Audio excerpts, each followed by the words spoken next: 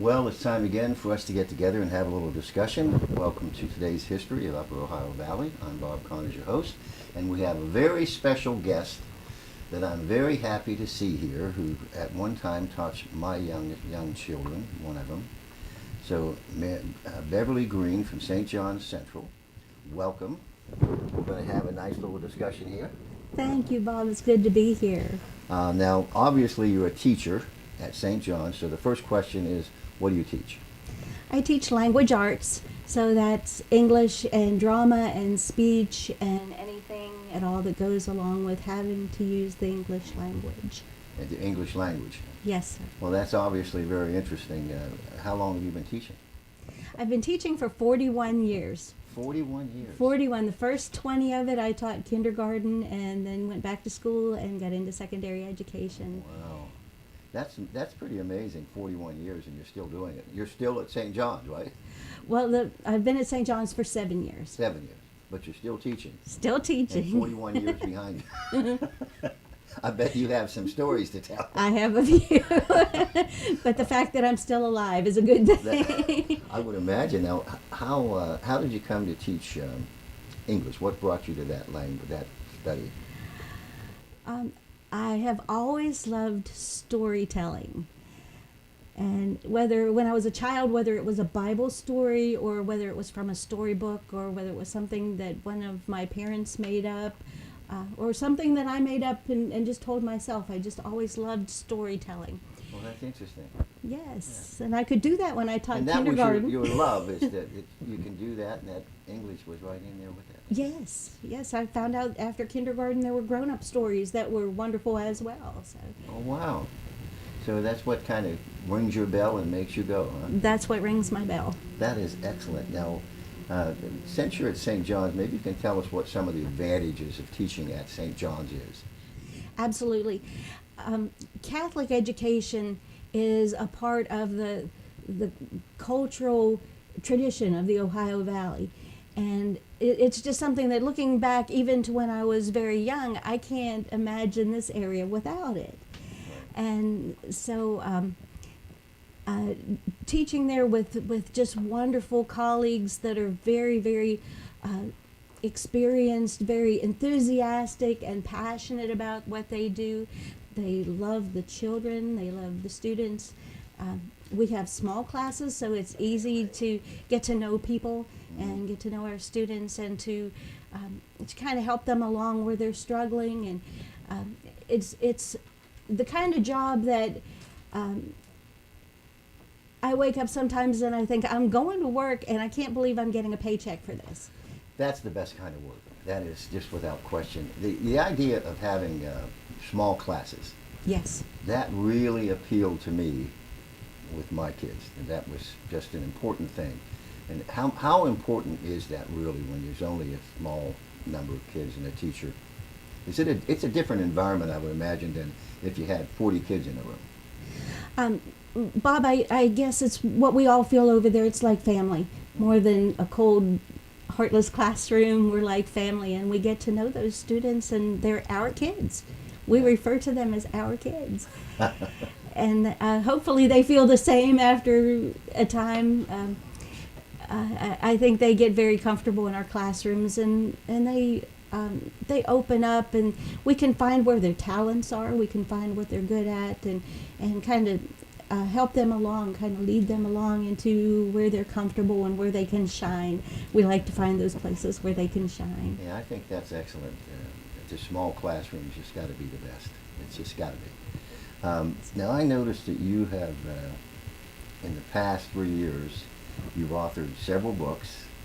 What moved you to start writing for publication?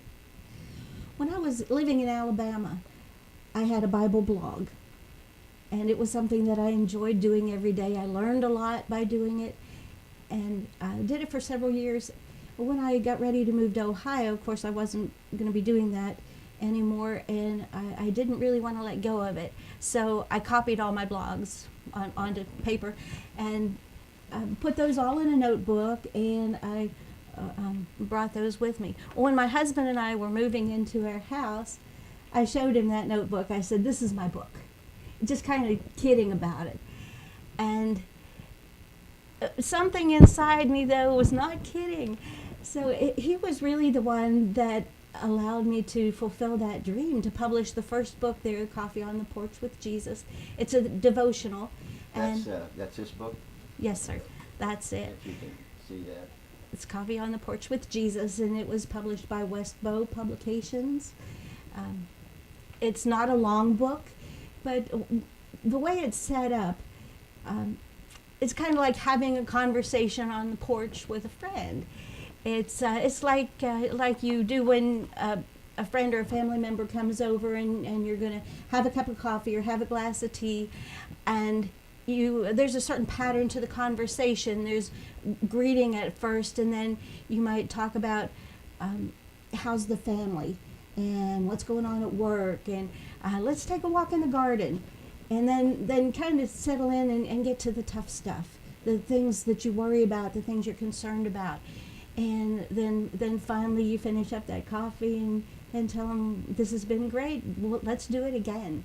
So that's the way the chapters fall in that book. I'm fascinated by that. I'm wondering, there may be some viewers who would want to know, when you decide to write a book, how much time is it going to take you to sit down and write it in terms of months or hours a day? How does that work? It seems like such a daunting task to me. I guess it's different for every project and for every person. People have asked me about writing a book, and they'll say, how do I go about it? I really want to write a book. And my response is always, it's more work than you ever imagined for less money than you ever dreamed. So unless you just really love to do it, unless it's in your heart to do it, and a lot of people have great things in their hearts and in their minds to put down on paper, I encourage them to do it. It is a lot of work. But oh my goodness, when you finish and you can hold it in your hands and you can say, these are my words and they're on paper, and I've left a legacy. And that was part of why I did the first one as well. I wanted to leave some of me for my grandchildren. Well, that's really excellent, because that's always been my view of it. It looks like such a daunting, big job to write, because I like to write. And I wondered about writing a book, and I said, boy, that looks like a heck of a job. You should do it. I may have to do that. Now, you have also written some fiction. Yes. Yeah, so how about telling us about Carry My Tears series? I think you have a couple of them with you. I have two. The Carry My Tears series began with a dream, believe it or not, a literal dream. And in that dream, I was given the words, carry my tears. And I wasn't really sure what to do with this dream. But it stayed, you know how some dreams will just stay with you? Mm-hmm. And they'll stay with you for years, and you can see them as clearly years later as you did the night you had them. Well, that was that was a dream that was like that. I couldn't get rid of it. And I told several people about it. And all they would tell me was, well, that's really fascinating, but I don't know. God will tell you when the time is right what you should do. So the time got right. Yes, the time got right.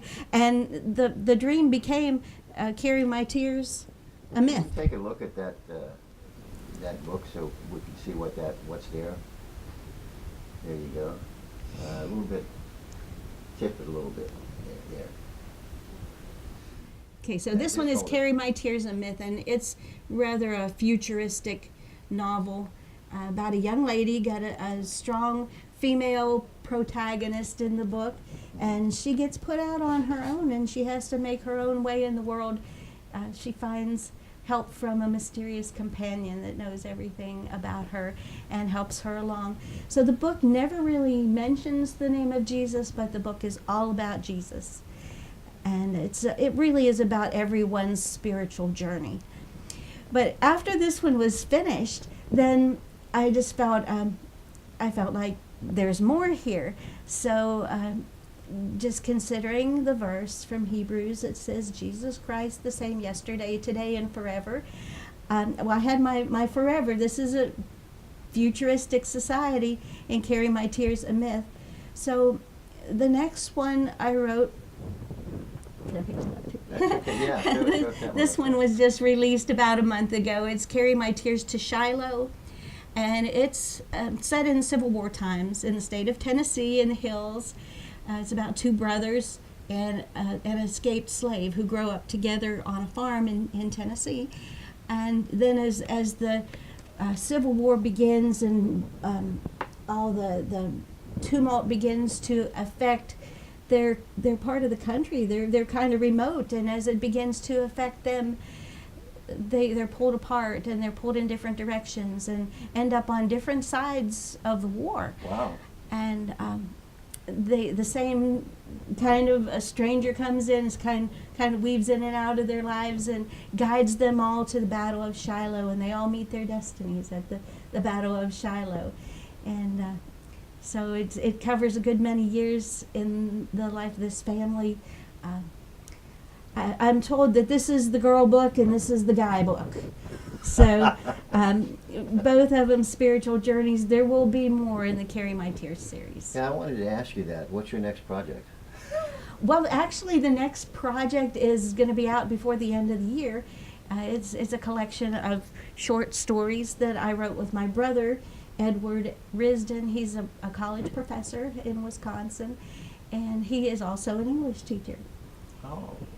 So we looked for a long time and tried to decide what would be a good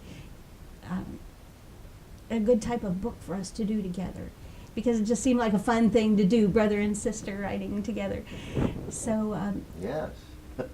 we both like ghost stories, but we don't like the horrifying, ugly, bloody, leave you terrified kind of ghost stories. So we developed this idea of redemptive Gothic stories.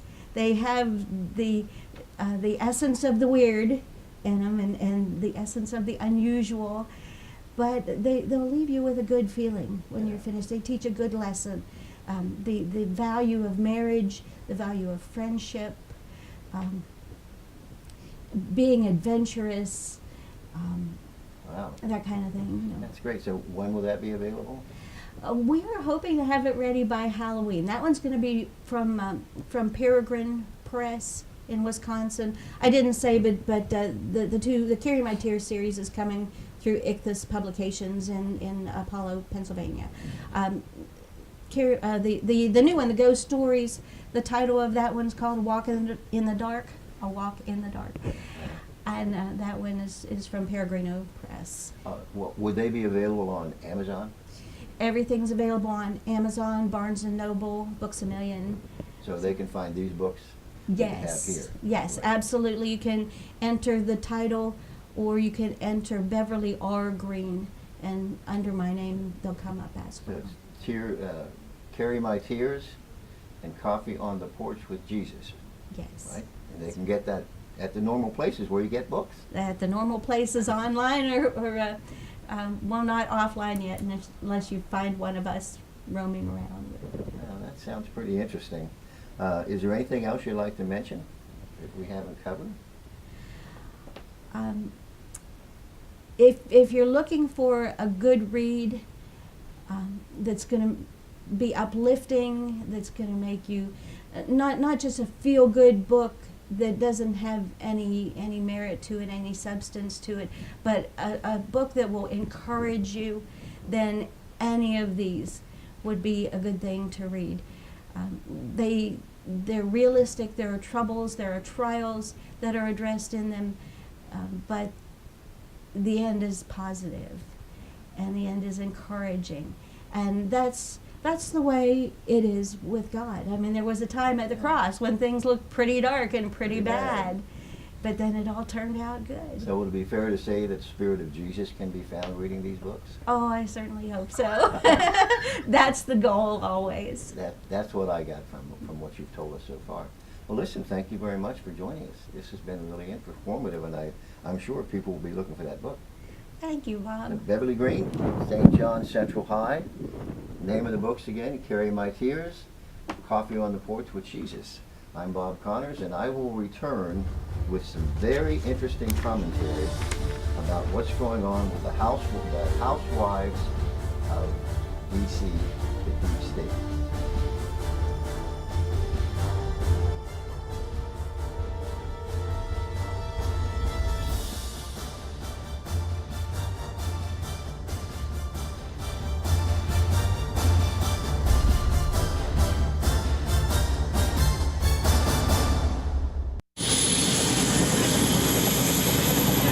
Video and media technology have changed dramatically over the years. At ESV Teleproductions, we have the knowledge and the latest equipment to complete your project that will be a cut above the rest. The next time you need media produced, call the award-winning professionals in St. Clairsville, Enchanted Sound and Video, ESV Teleproductions, 740-695-5289. This evening we have some interesting commentary for you, and what I'm going to cover is a lot to absorb, and it will take a few minutes to get through this, but I'm sure you'll find it fascinating as I found it when I did the research to find out what's going on. And I kind of had the idea of, you've all seen the TV shows Housewives of New Jersey and Housewives of D.C. So what I titled this is Housewives of the Deep State. And that's because the focus is on the spouses of the people involved in the current drama going on in Washington, D.C. with the special counsel and the FBI and the Department of Justice. And so I think you'll find it interesting who these people are, the wives and husbands of the key people. For example, Peter Strzok, his name is pronounced Strzok, rhymes with sock. It's S-T-R-Z-O-K. You've heard a lot about his mistress, Lisa Page, who I call them the texters. They were texting back and forth about their animosity and hatred for the president, and that became a part of this entire investigation. And in that line, let me explain that what I'm about to tell you are the facts that I've learned, and they are what they are. So if you don't like them, I'm sorry, but you can do your own research and see what you find, and I'd be happy to hear about it, anything I can learn about these guys. But Lisa Page was the mistress, but nobody ever talks about another person in Strzok's life, and that's Mrs. Strzok. Her name is Melissa Hodgman. Now, Melissa is also working in the intelligence business, just like her hubby, Peter Strzok. Now, she is an associate director of the enforcement division. Now, I think this is her right here on your screen. Mrs. Strzok is an associate director of the enforcement division of Securities and Exchange Commission. That's the SEC. According to the SEC press release, Mrs. Strzok was put in charge of the Clinton Foundation investigation 3 weeks before President Trump was elected. Mrs. Strzok was promoted to Deputy Director of SEC Enforcement Division, and that's very important to understand the distinction of the Enforcement Division. Literally hours after her husband, Mr. Strzok, and FBI Director Andrew McCabe were debriefed about the Clinton emails that you may remember were found on the server of Anthony Weiner.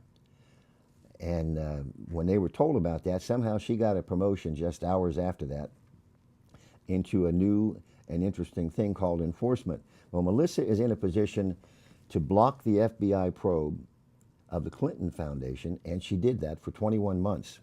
That's where she went when she went to work there.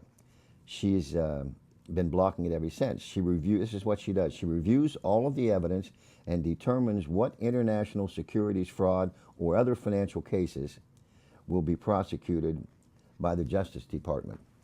And guess what? Her husband, Mr. Strzok, at the same time she's doing that, he was put in charge of the FBI's probe of the Clinton Foundation.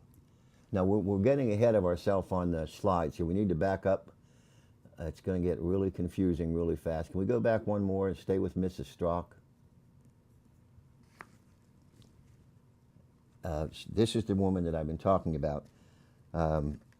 It's very important to understand that her husband is doing the FBI probe of the Clinton Foundation, and she's now the person who's deciding whether or not there will be an investigation or anything in the Clinton Foundation that comes to her, whether or not they will continue to look at it, and she'll send it over there.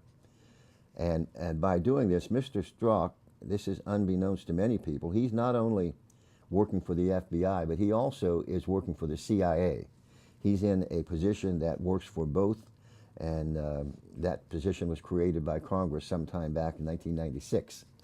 Now, we won't move on yet to a new person here, but Andrew McCabe is our next person we're going to talk about. I guess we got to move to his wife and look and see who Mrs. McCabe is, and that's her in the blue jacket.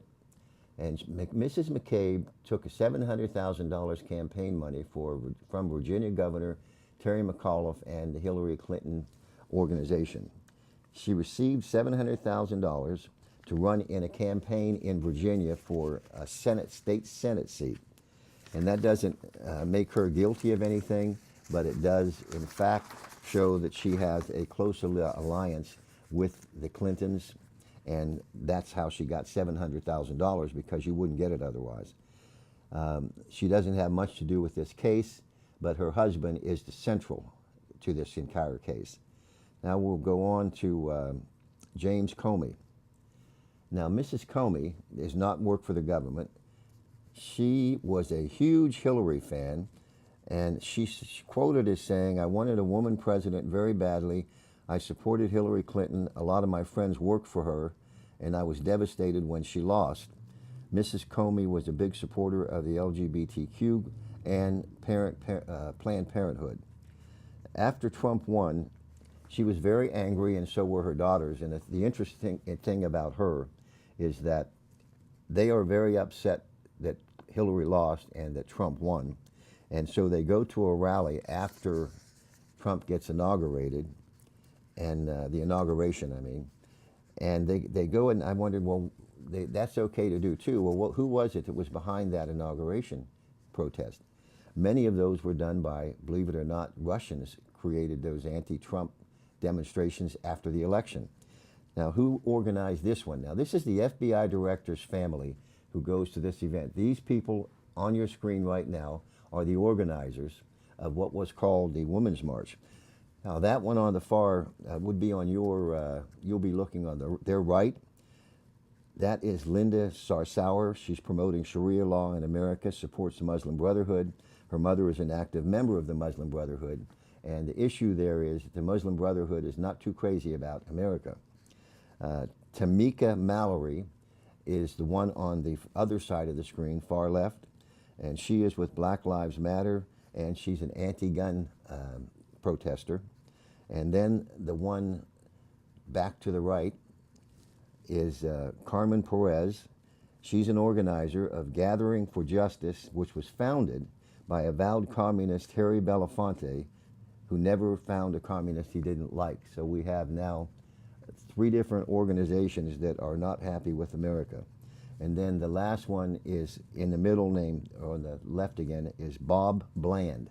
Yes, her name is Bob. Well, actually not, but that's the name she goes by. She's a fashion designer, she's a progressive activist, and she said that the goal of this entire process and this protest was to upend the entire political system in America. So she's the 4th one who doesn't like America very much.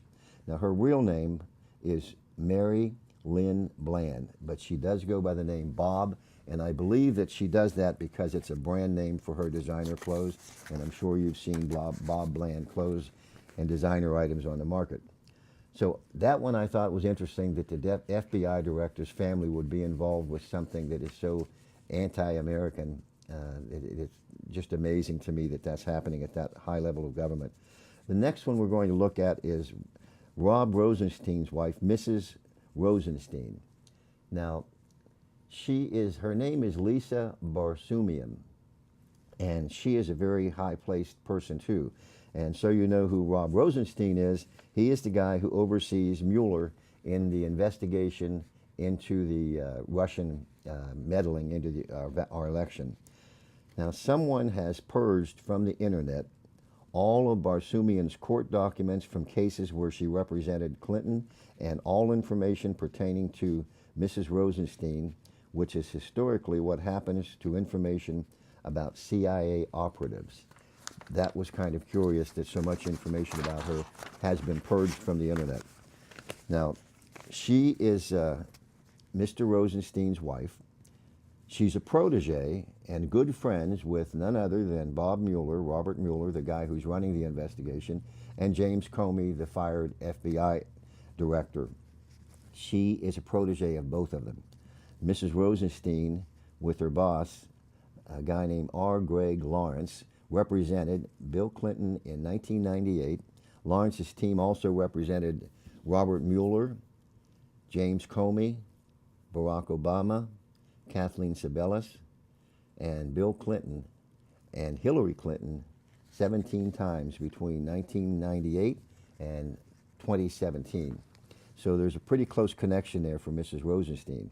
And Mrs. Rosenstein herself represented the FBI on 5 separate occasions. Additionally, Mrs. Rosenstein is a specialist in opposing Freedom of Information Act requests that the public ask the government for information, and she is one of the people who make sure that they don't get it. That is basically was her job. Now, I found another interesting thing about her. Her email address is barsoomian@nih.gov. NIH stands for the National Institute for Health, which is not where she works, but that is a tactic that the CIA uses to cover where people are working from and what they're doing. So do I know she's a CIA operative? No. But this is just information that has come available that you got to wonder who she works for. The next one we're going to look at, we're going to move to New York City. And you've heard of the case recently that's just been settled with an attorney named Cohen, who was for a time President Trump's attorney in New York, or one of them. And he just went to trial. Well, I thought it was interesting to find out who are these people who tried him. So I'm looking at the judge, which is this one right here. This is Kimball Wood, and she is overseeing that case that has now settled. And why is that interesting? Well, she's a connection also to the same group of people.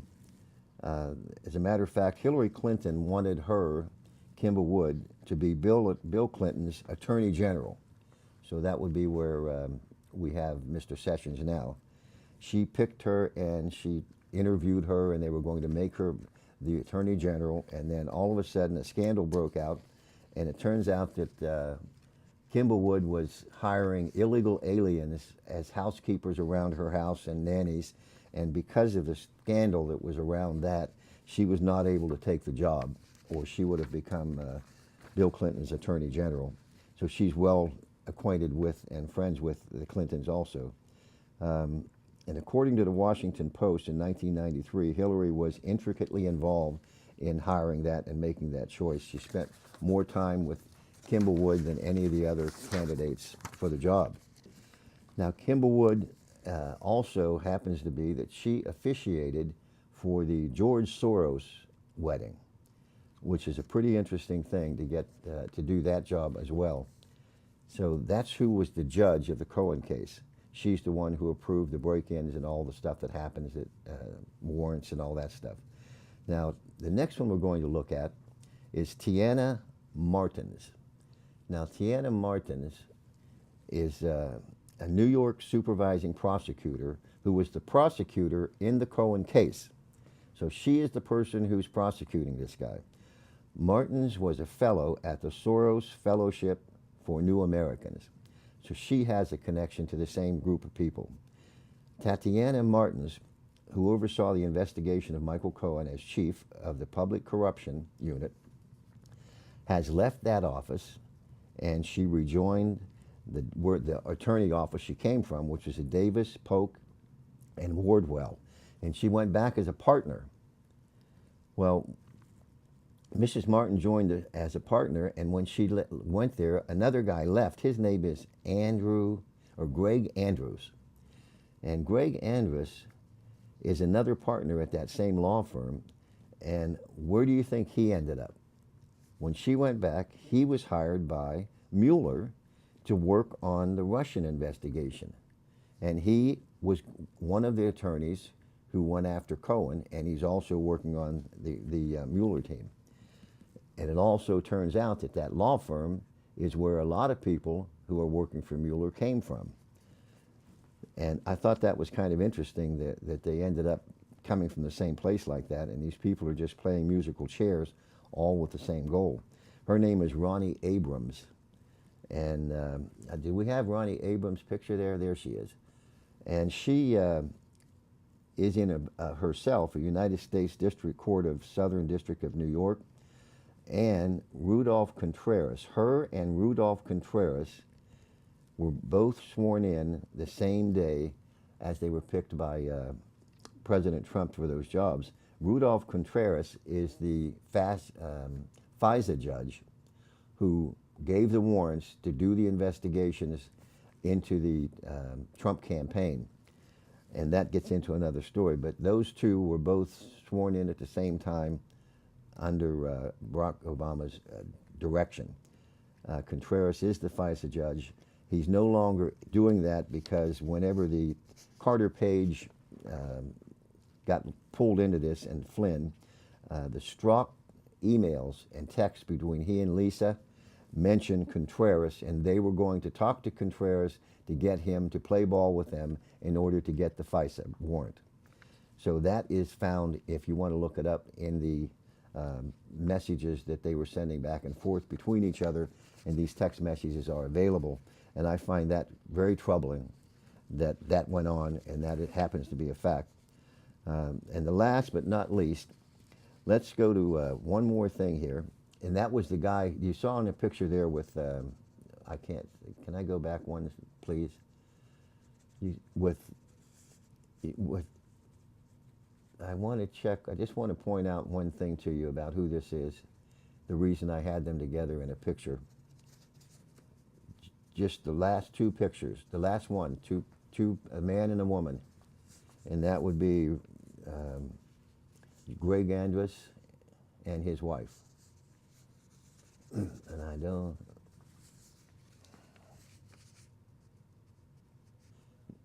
all the way to the bottom, it's the last one. Up. There, okay. The reason I want to come back to this is because that guy right there that you're seeing, Greg Andrus, is the one who went to work for Mueller, and he is married to this lady next to him, and her name is Ronnie Abrams, and she and Contreras were both sworn in at the same time. So what I'm saying to you is these people are all connected to the same people. And my thinking is you can't say that there's anything specifically wrong with them knowing each other, but I would submit that it is statistically impossible to have this many people with animus against the president or anybody and working on the investigation against them. That's a statistical impossibility. So it had to be engineered. They had to be picked for a reason, and they were picked for that reason, is my belief. And you may remember the New York, there was a big demonstration that took place just days after the election. And there were 60,000 Facebook users who got the message from Facebook and showed up at that post. Well, the Facebook group was called Black Matters US. And Black Matters US has nothing to do with being black. That was the Russians. The Russians organized that anti-Trump protest that took place in New York shortly after the election, and they attracted more than 60,000 people who came to that. So my point is this with all of these people. You can't say blame them for anything or accuse them for anything for knowing each other, but I submit again, it is absolutely a statistical impossibility for these many people to have this much animus against the target of an investigation unless somebody set it up that way. So with that, I will say good evening. Thank you very much for joining us. We had, I thought, a really good time tonight. I enjoyed our guest. And this is today's history, Upper Ohio Valley. I'm Bob Connors, your host, and I'll see you next time.